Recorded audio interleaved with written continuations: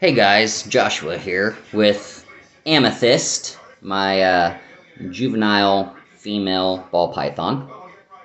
I'm just making this short video, or at least I'm going to try to make it short, of Amethyst and her broken ribs. She's very curious. She likes to come up into my face for some reason, and she definitely is definitely not camera shy. So, a brief rundown of how to tell if your snake has broken or fractured ribs.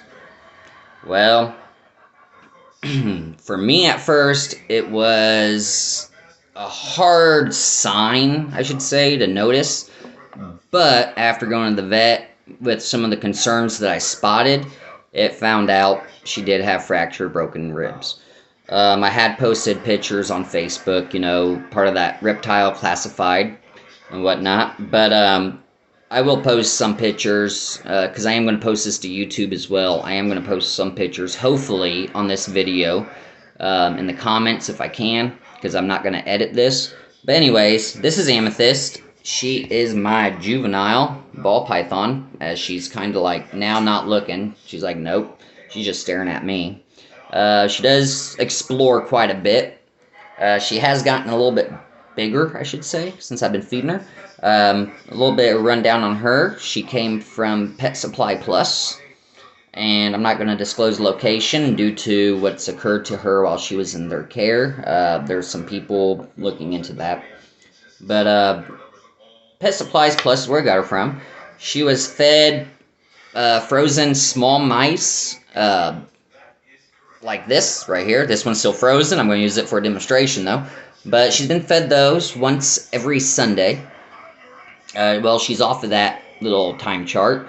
At first, I fed her every Friday, just one mouse, and we would do that once a week till she got more comfortable with everything and comfortable with me. She does love being held, but now she's pretty comfortable. So now I got her being fed two mice a week, Monday and Friday, which she does perfectly fine with. Like I said, she's on frozen thawed. Now, to get into the whole topic of this video, though, with her, a lot of you guys, are watching this to try to figure out how to indicate if your snake has broken or fractured ribs. All right. First thing, when I got her, she was starting to go into shed. I placed her on the floor, and she basically was flopping around like a fish out of water, so to say. Her front half moved fine. Her rear half, she was more like twitching, than anything. So that was one sign. I just figured it was shedding, though, at that time. Second sign, which occurred about maybe a week after having her. She did not have this sign in the beginning. It occurred a week after. And it does occur on any snake that gets fractured or broken ribs. And that is, let me see if she'll let me touch, because hers is broke let me find the spot. Yeah, about right here, where my finger's at, going down to her tail. So, we're going to be very gentle with her. On her, which does occur, I know, baby. It does occur on them. Alright, here's a good sign of one. Right here at the base, it's kind of indented. That's because the rib right there is gone. Alright? You will notice they actually become a little bit more flexible than normal. You'll notice, kind of like when they go into shed, how their skin will crease and become like a sharp edge. That's also what happens to her now permanently because she's missing ribs. As you can tell right here is that little indentation. That is from her missing the rib.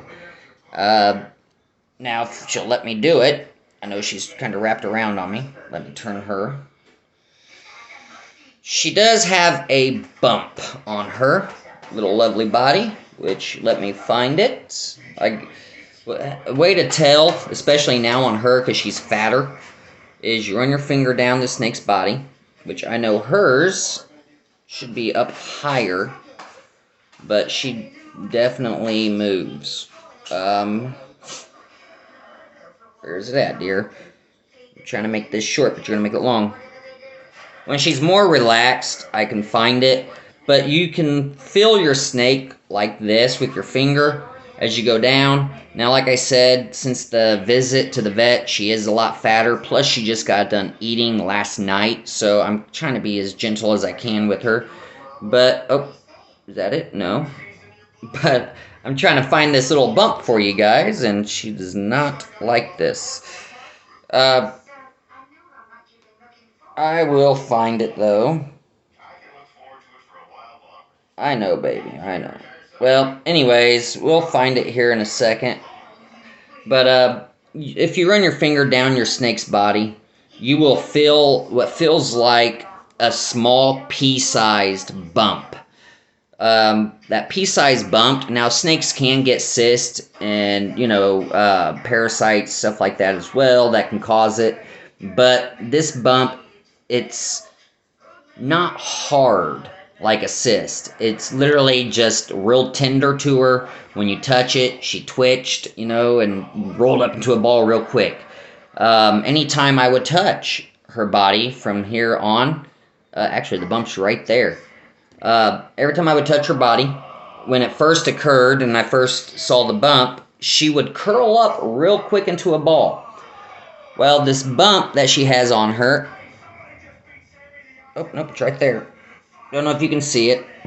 Oh, see if I can turn you enough to show that little bump of yours. No, she ain't gonna let me do it. The bump is actually right here. Right there on that one little spot, literally.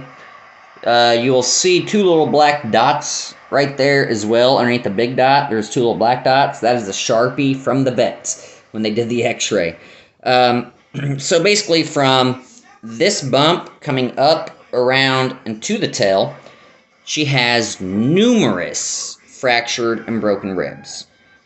Now, nothing against the pet supply store or anything like that, I mean, whoever handled her there, it could have happened, or during transportation, or at the place that she was bred at. I'm not blaming the pet store for this, so don't sit here and diss the pet store and stuff. Like I said, it's being looked into, but I'm not going to give out location of the store or anything like that. I mean, you got people that work there that know about dogs and cats, don't really know about reptiles. Then you got people that know about reptiles, but just like lizards and not snakes, or they know about snakes and not lizards, stuff like that. So, it's all in the training and having to be around them. You learn more as you go. But anyways, that bump indicates, which it's not a hard bump. It's pretty soft feeling when you touch it.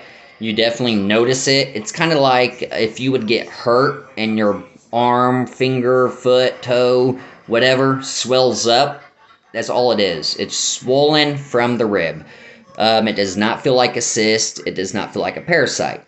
But that is one indication that there is a fractured or broken rib. They do get a bump where the injury occurred mainly.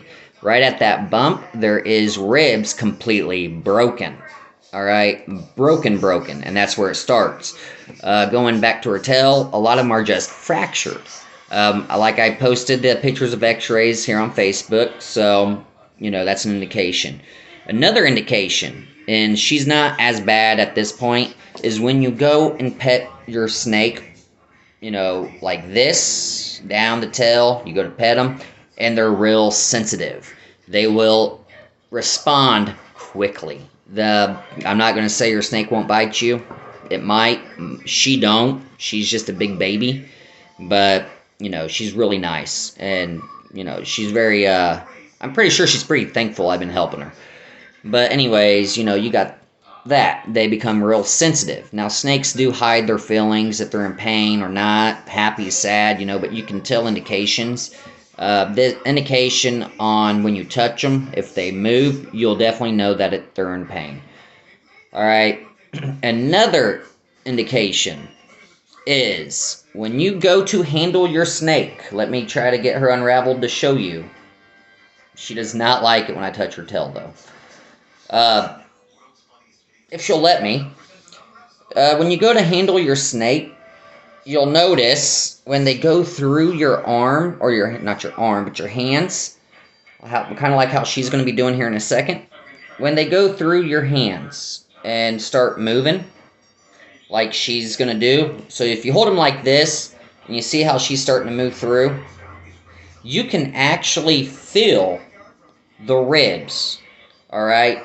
If they're moving through your hand like this, in any part of the webbing of your hand or fingers, you can actually feel the ribs move. You know, it's one of those feelings, it's pretty gross, but it's definitely an indication that the ribs are broke or fractured. You will feel them move. It's not like if you handled your snake enough, you know the feeling of it. This is definitely a weird feeling, and it's almost like that feeling. I don't know how to explain it, but like it's a feeling that you can feel it, but you also hear it at the same time. It's weird. But you'll definitely know if the ribs are broke or fractured. Now, let me get her comfortable again. Oh. Now, to treat this, the biggest thing is not too much handling. If you are going to handle them, I mean, I'm not telling you not to hold your snake or anything with broken or fractured ribs, but the best thing to do is to gently handle them. Let them choose their own area where they want to go and what they want to do. Like her, wherever she's comfortable at, that's where she's going to go. I know I've manipulated her a little bit, but right now, she's going to try to get comfortable again. So, you want to support their entire body, especially where you know it's fractured or broken at. The snake is not going to move anywhere to where it's going to hurt them. If they're in pain, they are going to move to get out of pain. With her, she's pretty good about doing that. Like right now, she's not in pain. She just ate yesterday, so she's pretty explorative. So I'm trying to gently do this so she doesn't regurgitate what she ate, because I don't need that issue on top of everything. But, you know, they will move. Now to treat it, gentle handling, stuff like that. Also, to treat this, and this is the important part, this is like the most important. When snakes eat their food and they're a juvenile, the food that you feed them, so let it be frozen thawed mice, fuzzy mice, or the naked mice, or the babies that are hairless, those, if you feed them those, you know, keep feeding that to them. But because they're juveniles and the feeders that you're giving to them are not adults, their calcium levels and stuff are not as high as it can be. So it has less calcium in the bones and stuff on them feeders, to the point where you know, they're getting calcium, but not as much. So if they have fractured, broken ribs, and you just fed them that mouse and said, oh, that's good, you can do that, but it's going to take a lot longer for it to heal, and later on down the road, they can have complications. So what my vet informed me of is to get, and this is important, please listen, I don't want you to overdose your snake or anything like that, but to get is calcium without, keep this in mind, without D3. Do not get the calcium with D3. Now, yes, snakes can absorb D3 and all that, but if you have UV lights and all that on your snakes during the day, you're fine. No D3. Otherwise, you can overdose your snake, and it can be fatal. It will actually become toxic in their system. If you give them too much calcium on top of their food, it will become toxic and fatal. So, pay attention, please. I don't want someone watch this video and go, oh, well, my snake has broken ribs or a broken back, and we're going to do this and overdose your snake and blame me. No. I'm telling you, warning. You know, you can overdose your snake on calcium. It is toxic, and it will be fatal to them. Now, with this, if your snake has fractured ribs, and you go to the vet, and they say, hey, we got to put your snake down, no, you do not. Your snake can have a broken back. You do not have to put the snake down, alright? You don't. The only time to put down a snake or any animal at that with broken ribs is if it has punctured their lung or it has became life-threatening. On snakes, if it punctures through their skin, then, you can get to a vet. More likely, they can fix it. If it's a broken rib, they can pull the rib out and fix it, or do what they have to do. Take your snake to a vet to be determined if it's life-threatening or not. If I'm not sitting here, I'm not diagnosing anyone's snake due to the symptoms that they may have. I'm not doing that, so don't, I'm not a licensed vet. I just talk to my vet. I know, and I've noticed there's hardly any information about this. So if you feel like your snake's in danger or something like that, life-threatening, whatever, broken ribs, broken back, take it to the vet immediately. Have x-rays done. I'm just throwing you guys examples of what I've seen with the snake, especially with my snake, and her signs and what I've noticed and what's occurred to make me take her to the vet to find out if it was broken or not. Alright? Now, like I said, pay attention. Please. The calcium that you get, I found this is the best. Is this Exoterra, I believe it's called. Yeah, Exoterra. This is the best because it comes with a little scooper in it. The scooper is... I know, dear, I'm moving. The scooper is a half teaspoon. Right here. You fill this up, you level it. Alright, so basically when you dip it in, you fill it up, you level it out. You can use your finger, use whatever. You level it. Alright? That would be 1 dose for 1 feeder frozen thawed mouse. Now, if you're still on the babies, you want to do half that scoop on the babies. But on these frozen small mouse, you're fine. Now, what to do? You don't roll your feeder through the powder and stuff like that, due to it can come off and you won't be getting the full dose in that. Now, this one's starting to thaw out because it's actually frozen. This is her Friday's meal, so I'm going to have to refreeze. But you can take a hobby knife, kind of like them real small razor blade hobby knives, or a good pair of surgical steel scissors. You make a cut on the inside of the feeder. Right here is the lower part of the rib cage. Now, you can cut it enough to just open it and like you're skinning an animal. And, oh, sorry, someone was calling. Like you're skinning an animal, you can do it that way. And put it on the inside of the fur, between the fur and the meat. Or, you can do like I do, cut it completely open and stick it up where the lungs are, up under the rib cage into this area. Because when snakes eat, sometimes they go from bottom up or from head down. You don't have to worry about it falling out or falling off of it, and the snake gets the full dose. Like I said, you want to make sure you get the calcium right here without D3. On the back of this, it shows everything. It does not have D3 due to I have UV lights. I got a red light or a heat lamp, and I have a UV light that's also, it's like daytime, but at night it's blue. So I have the red and blue light going on at the same time. You want to do that.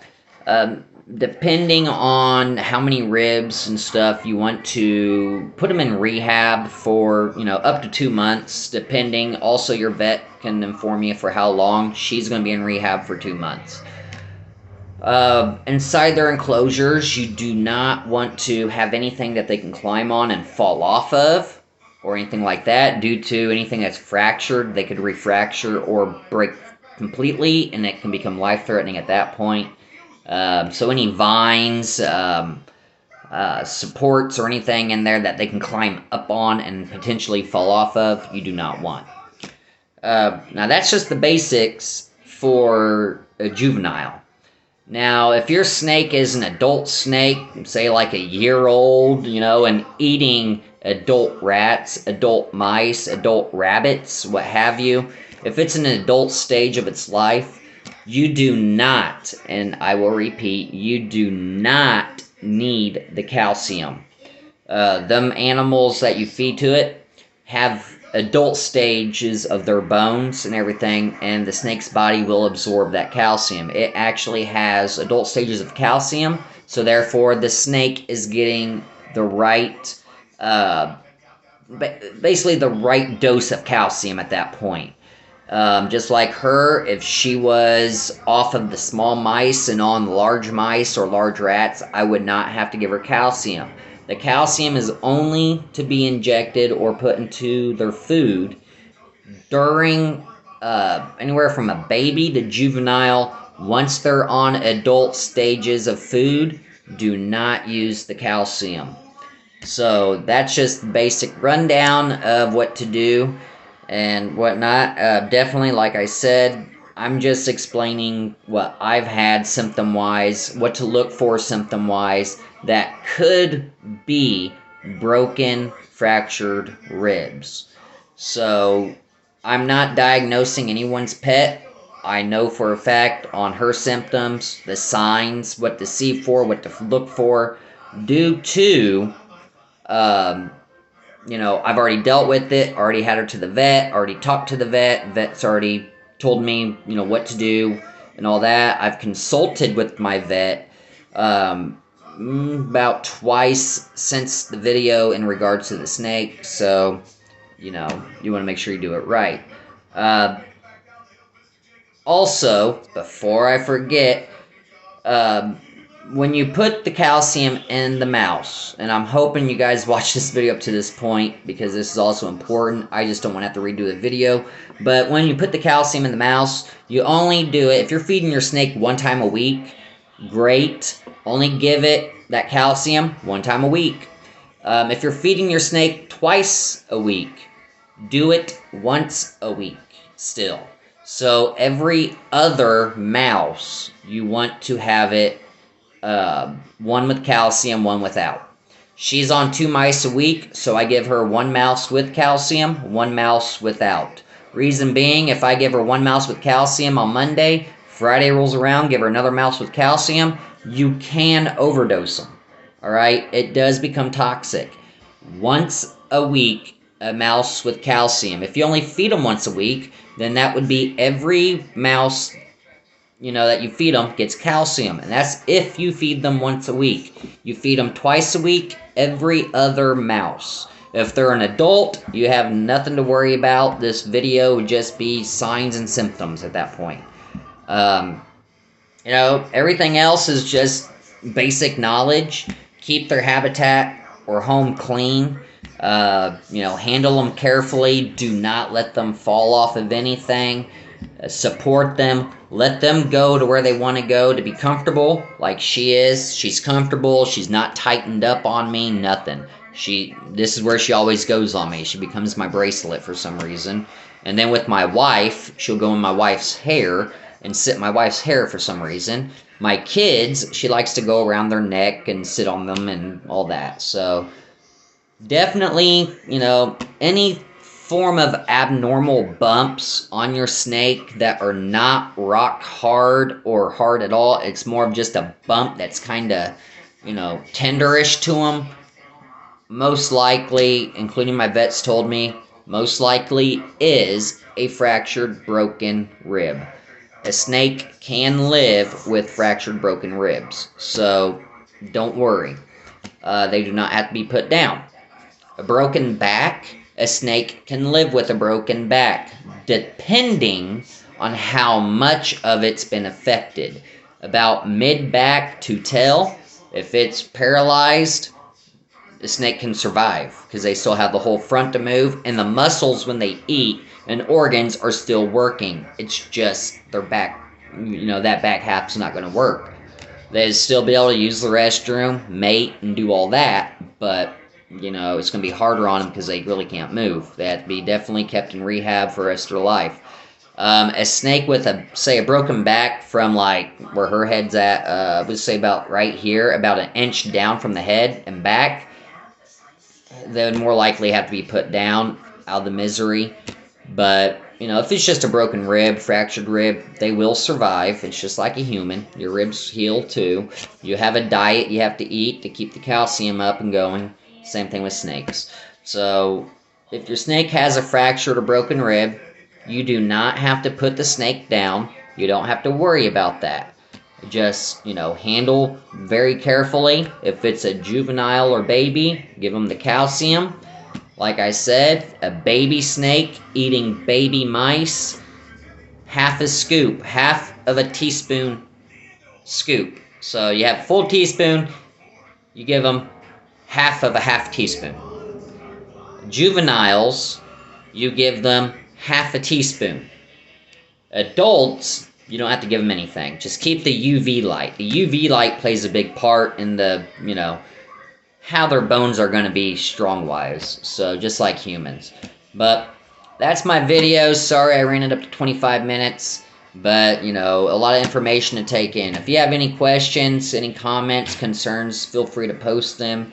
I'll answer them as I can.